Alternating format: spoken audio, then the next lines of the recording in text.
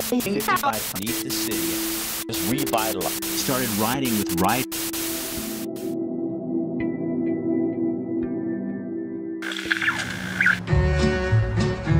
I don't remember how I found Plaza Latina, or perhaps it found me, but the owner, Sam Racinos, and I just hit it off.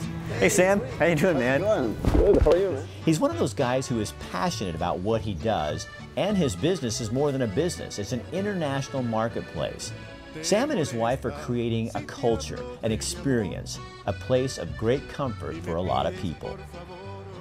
Hi, I'm Rick Dancer. I looked in the mirror before I came to this shoot and I was going, man, you look terrible, Rick. Look at your beard. I'm growing this out for a reason. This is called No Shave November, but it's been used now as called Movember, which is a time for men to draw awareness to men's health issues like prostate cancer and testicular cancer. We're going to talk a little bit more about that a little later. Don't worry, this is coming off the 1st of December. My wife told me for sure. Tonight, our host location is Plaza Latina International Market. Sam Racinos is a great guy. As you're going to meet him tonight, you're going to find out more about what they do here. When you come in the store, you can find wines from all over Central and South America, Argentina, Spain. This is like an international marketplace. Now we're going to show you a commercial we just produced for one of our favorite clients, Goodwill. Take a look and we'll be back to talk to the star of the commercial in a minute. Fall is here. Emma needs to pack up her summer wardrobe and bring out the long pants and sweaters. These fit last year. Sure they did, Emma. Dust them off, put them in a drawer again, and let them sit for another year. I might wear them. No, you won't. Emma, do the right thing. Take them to Goodwill. They'll recycle your jeans, get them to someone who needs them, and put people to work. You change your clothes, Goodwill's business is changing lives. So who is that strange woman you just saw in that commercial? That's Emma Wager, and she works at a radio station here in town. She's going to tell you a little bit more about that. Emma, come here. Emma's going to be joining us on the show, doing commercials for us and also doing some stuff for Rick Dancer TV. So tell people, first of all, where you work, because they've heard your voice before, they've never seen your face. Thank you. Yes, actually, where I met you was at the radio stations. I work for Rock 97.9 KNRQ and 96.1 KZEL in the Cumulus building. And a while back, I went on the show and made her a bet and said, I'll tell you what, you want to do some TV? I'll put you on TV and we'll see how this works. And Challenge accepted. So here we are doing it. So yes. Great. We're glad to have you here. Thank you. Now go back to Mario and whatever it was that you were doing it. Yeah. Plaza Latina's meat counter is unbelievable. Everything is hand cut and fresh. You can find the unusual and the very usual. Let's introduce you to the place and its owner.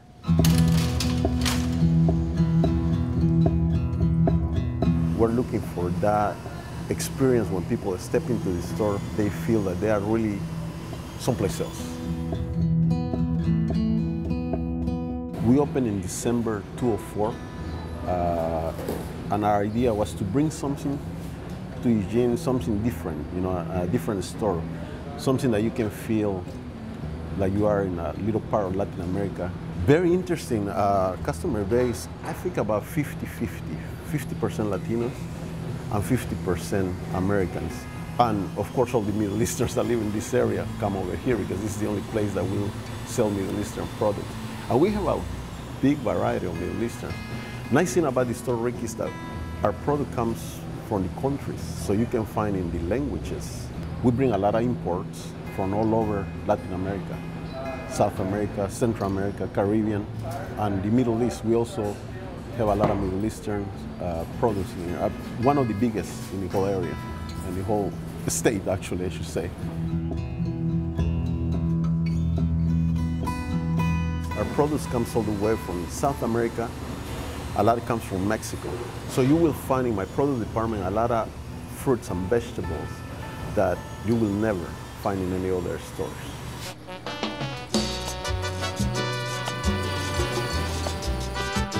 We have a tortilla machine. We make our own tortillas. So if you never try fresh tortilla, there's a big difference between the packaged tortillas and the ones that we make over here. Our tortillas don't have a lot of preservatives. We make them freshly here every day. Same with my food, my taqueria. You know, it's really authentic Mexican food. It's not your regular restaurant food. It's more than that.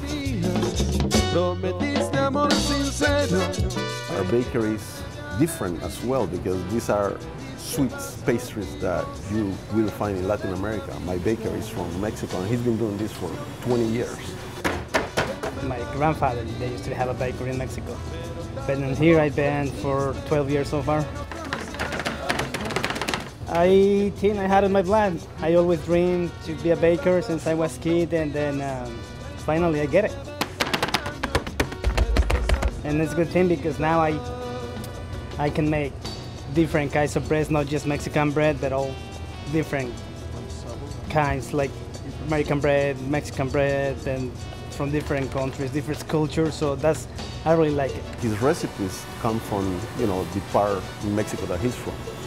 They're not very sweet, very tasty, but not very sweet in flavor. And that's the nice thing about it. Again, Americans are learning about these things. They come in and try our pastry, and they love it. The best time for the bread is in winter time, so we say 2,000 pieces a day or more.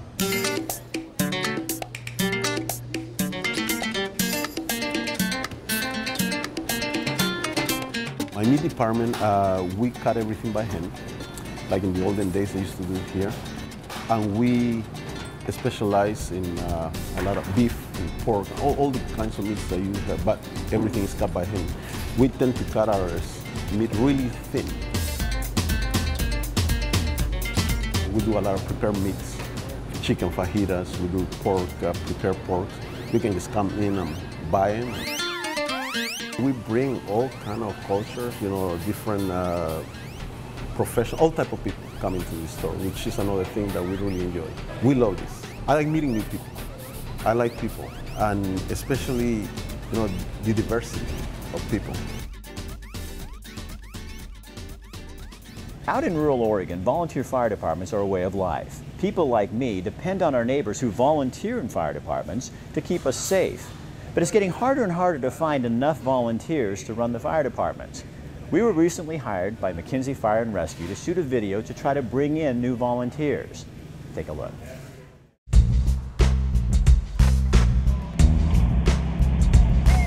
Not everyone is cut out to be a volunteer with McKenzie Fire and Rescue.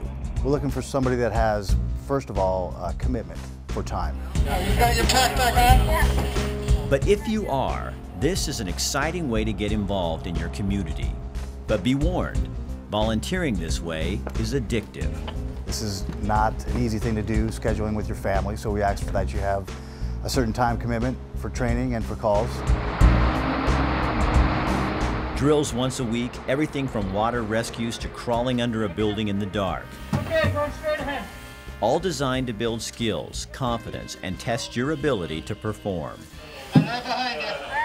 It's the right thing to do. It's the bottom line. It's the right thing to do for where you live. I do remember a collective gasp in the car, and then just incredible impact noise of the two cars coming together. Diane Cardwell understands firsthand the value of a volunteer fire department. It wasn't long. We were all shocked at how just like right away cars with people who knew how to help were there. 2 broken vertebrae and another one displaced, pressing on her spinal cord. I remember one lady crawl right in the car, and she was just in between the seats, right? And up by my face, I was like, how did you even fit in here? I wish they could feel my heart and how much gratitude is there. And I guess I would say, be proud of what you do and don't ever stop. Turn your air on all the way. Volunteering this way is so important. Each volunteer has reasons for being this committed to what they do. October 2000, my house burnt down. Pretty traumatic event to go through at a young age. Megan's volunteered ever since. Professional Springfield firefighter Scott Sweeney volunteers with McKenzie in his spare time. A sense of community. You know, if you want to give back to the community, that's a way to do that. And so do local business people. There's a situation when we were actually, out in the fields hoeing corn, and a friend of mine had a seizure right there in the field. I had no medical training. The other guy who was with me really didn't. Now Jack Richardson, a farmer, is ready to respond at a moment's notice as a licensed EMT. I pick up things at fire drills, on calls too, that are just applicable to everything I do, you know, just practical skills. I think people will find once they get into this, it will sink into your heart and it'll transfer into whatever you're doing in life. It certainly has sunk into the hearts of this group of men and women. They cover 35 square miles from Walterville to Nimrod and everything in between. 5 stations, 600 calls for service each year, 4 paid responders, and close to 50 volunteers. It's a good number, but of course, not all those people are always available during calls. We would like to double that, actually. McKenzie Fire and Rescue is looking for more volunteers, and you might be that person. Exciting changes are in the works for McKenzie Fire and Rescue. A grant from the Federal Emergency Management Agency helps McKenzie offer around-the-clock coverage. We're bringing these students in, we're helping with their tuition. We give them a place to stay for 24 hours as they cover a shift for us. They'll respond to emergencies. The fire station is considered by many to be the community centers for this rural section of Lane County. That's really what we're talking about. We're talking about like increasing your sphere of influence with people that you can count on. You know, it's not all about like just saving people's lives and stuff like that, because you don't always get a chance to do that, but the little bit you do get to help out your community, it makes you feel like you're really living. Community education and awareness is a vital part of the mission. People may be looking for something to connect with, to feel proud about what they're doing in life. Responding, rescuing relationships. It's what you do as a volunteer with McKenzie Fire and Rescue. The people I do it with, it's like family. Being with them every day, you know, on calls or once a week at drill, you know, it's a fun environment, and the adrenaline, it's awesome. If you have the physical capacity and mental capacity to deal with this type of situation, it's almost your duty to volunteer and help people out.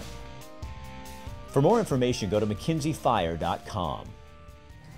That was such a fun video to shoot. I know, I'm not a shooter, I'm not a photographer, but Kurt Richter let me use the GoPro, and he had the camera down there, and we're underneath the Lieber Community Center with fake smoke and firefighters and shooting. It was just an absolute blast. Over the years as a newscaster, you end up doing a lot of stories on a lot of topics, and you find a lot of things that just really stick with you. Autism was one of those for me. It's a topic that's near and dear to my heart. We have a mutual friend who has a son who has autism, and he just produced a film that will just blow you away. It's about from a father's perspective on autism. Take a look at the trailer, and then we're going to talk to Scott Phillips in the water cooler. I'd like to say I am the proudest and happiest guy around right now. Our little baby is absolutely gorgeous. Healthy, 8-pound 1 ounce bundle of joy. I can't explain. I just need to do things my own way. If your child has any 8 of the 16 behaviors or symptoms listed here, he or she most likely has autism, and Maria easily had 13.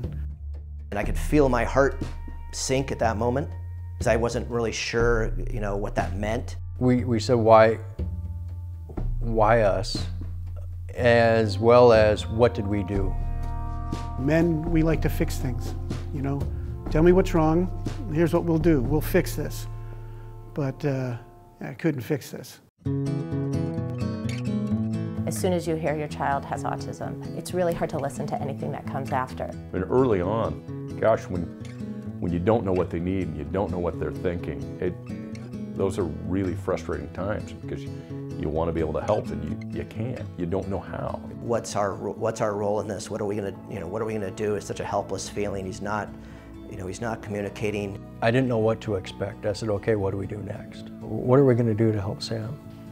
This is bigger than me. It's what I should want to do. It's an opportunity rather than some kind of burden. Which of us is brave enough to throw away our fears? Father that's not going to give up on his son. The times definitely do get much better. I've just seen a lot of friends run themselves ragged trying to figure out autism, when in all reality, you only have to figure out one child. This is my challenge and I'll try to meet it, but nobody goes their whole life undefeated. People talk about a mother's love and so forth, and it's real. But dads love too. Dads love big. Joining us on the water cooler is film producer Scott Phillips, and you produced the trailer that we just watched on the show called "Do It Differently." That's right. So tell me about this. What's the idea behind this, Scott? Well, basically the idea is our son, when he was first born, totally normal, totally developing fine, and then when he turned 3 years old, we got an autism diagnosis. So what I did is I went online, started looking for information from a father's point of view, trying to find some information, and I couldn't find any. So what I decided to do is to make a film, a documentary about and for fathers of autistic children. Okay, why dads? Mainly because that's what I was looking at from a personal standpoint. You know, I was looking online to find information from a dad's point of view. And when I went looking for it, I didn't really find anything. Most of the stuff that I found online was, you know, here's a kid with autism and his mom. Here's a kid with autism and his mom. And what I wanted to hear from were dads, you know, something that I could relate to personally. And since I didn't really find much, I found a few, you know, films and a few pieces of video, but nothing that I was searching for that from a personal standpoint, you know, how they felt about it, how they dealt with the diagnosis, the day-to-day kind of things. And so what I wanted to do is to make the kind of movie that I would have found useful when I was searching for it. What's the thing in there that stands out the most for you that you really want dads to get from this when they look at this? I think that it's not the end of the world, that when you get that diagnosis at the beginning, you kind of feel like everything's just ended. You have these hopes and dreams for your kid that when you hear that word autism, some people might see those dreams kind of disappear. But it's not a thing of that life ends. It's that you take a different road. The child that you thought you were going to have, the things that you built up in your mind about how your life is going to be with your son or daughter, yeah, those things start to disappear because maybe those things aren't attainable, or they're just going to be later than you thought they were. Some of the milestones. I think what I wanted to do is to help guys, dads, understand that there are a lot of other guys out there going through the same thing. Raising a child with special needs, you know, offers a lot of different challenges, but it doesn't mean that life ends, basically. My favorite quote in there was the father who was saying, you don't have to figure out autism. Yeah. You just have to figure out one child. Right. Which is really what all of us have to do with our kids. Right. Yours is just more challenging when it has the autism with it. Right, and like, you know, that's Mike Whitty was in the film saying that, and that's one of my favorite quotes too, because it's like he had a lot of his friends just going crazy trying to figure out what caused autism, you know, what caused it in his kid, what did he do, what did his wife do. It's like that doesn't matter anymore. It's like what do I do now, and how do I figure out this one kid, whether he has autism or not? You know, how do I figure out my kid and so that he can be as successful as possible? Do you find it interesting now when you see other people, you realize the spectrum is so wide that autism is much more normal than we think, and a lot of us may have tendencies towards Asperger's, autism, things like that. We just don't know what it's called. Right, and nobody's perfect, and of course in the autism society or the autism world, you'll hear the phrase neurotypical a lot. But it's like even after all of this, the diagnosis and all the therapy that my son's been going through, and even the guys in the film, the spectrum on their kids is just so huge. I don't even think neurotypical is it anybody? I don't think it's like anybody. Normal. There's no such thing. There's no such thing as normal. It's like every kid has their issues that you have to deal with, whether they have autism or Asperger's or whatever they have. You know, it doesn't matter. Really quick, how has this helped you personally as a dad? Well, I treated it as kind of therapy. you know, talking to these other guys to see how they felt about their son or daughter. I could have talked to a therapist. I could have talked to, you know, a number of people about how I was feeling, but what I did is I used the whole process of shooting the movie and editing it as therapy. Not just talking to the guys, but listening to their sound bites back, trying to edit the movie together. It took almost a year to cut just because I would be watching what they were saying and it would hit home, so I couldn't watch it anymore. I'd have to stop because it was just too hard to edit. Premiere, one in Eugene, one in Portland. Yep. Tell us about those real quickly. Thursday, November 15th at the Bijou Art Cinemas in Eugene. It's $5 at the door. Being presented by the Bridgeway House. So all the proceeds go to the Bridgeway House. We'll have DVDs for sale. Half the money we make from the DVDs goes straight to the Bridgeway House. And then the following night, Friday, November 16th in Portland at the Winningstat Theater, which is part of the Portland Public Arts institution there, part of the Schnitzer Hall, Concert Hall. It'll be playing there, presented by the Autism Society of Oregon. $5 donation at the door. Again, all the money goes to the Autism Society of Oregon, and the DVD sales, half the money goes directly to them as well. And you get a little show at the end after the movie in Portland. Mike Guido, who is in the film, one of the dads, does a one-man show called A Real Man, Dad, a Daughter, Autism. It's a one-man show, and he'll be performing that in Portland after the premiere. And you'll also get to ask questions and listen to the actual fathers who are in this movie. Yeah. So if you know someone with Asperger's or autism, this is a great opportunity to find out a little bit more about it. Yeah, Q&A, we'll have the therapists that are in the film here. All 4 dads will be on both nights. You can come ask questions, whatever you want to do. Hey, thanks for having the guts to make it. Thanks, Rick. I loved it. I really loved it. I'm glad. We'll be back. Tonight's WaterCooler is sponsored by Phil Spears and Sheppard Motors. Recently, we did a series of reports for them called Do It Yourself. Take a look at this one.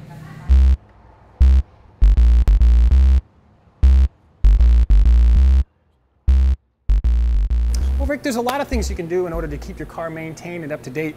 One of the most vital components of your engine is the oil itself. And this is what lubricates all those moving parts inside of there. And it's real simple to check. You just pull that dipstick out and usually just give it a quick wipe.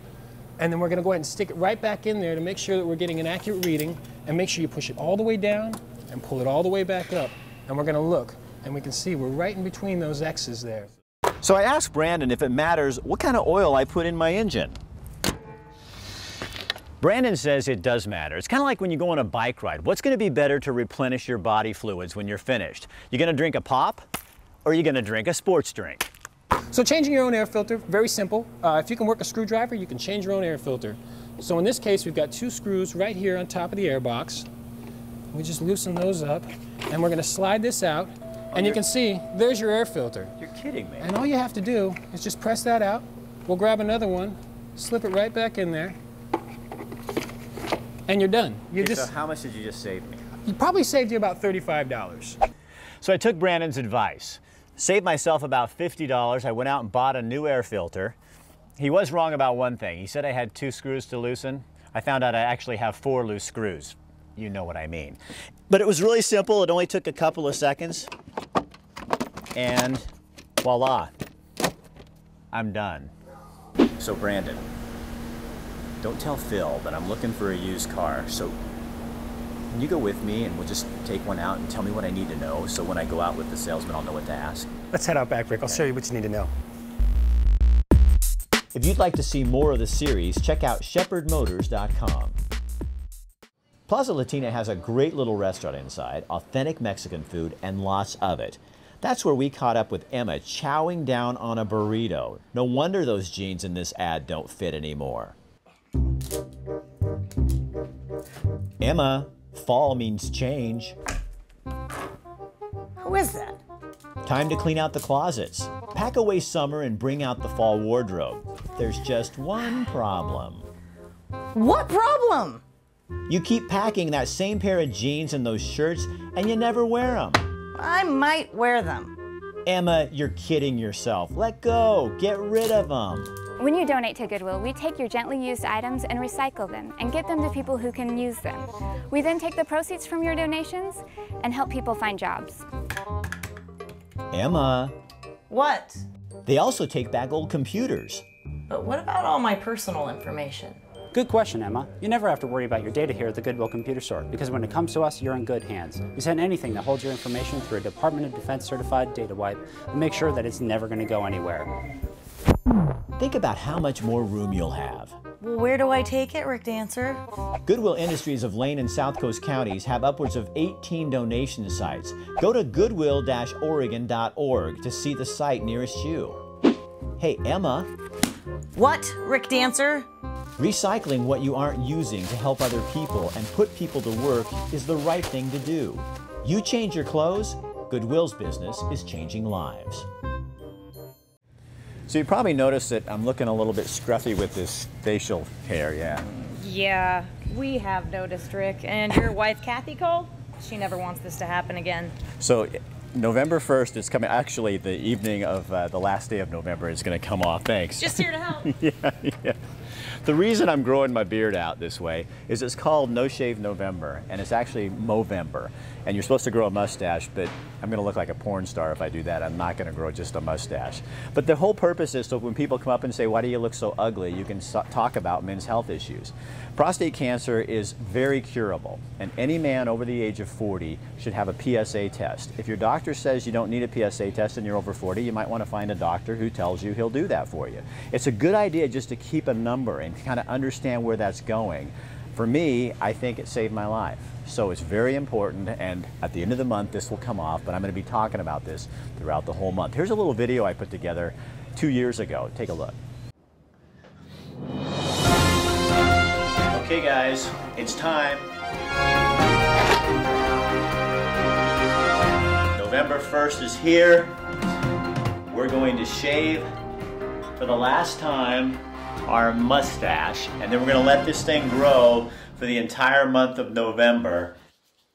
And when people look at you and say, how come you look like a porn star because you got that ugly mustache on, you're going to tell them, I am supporting men with prostate cancer and the research.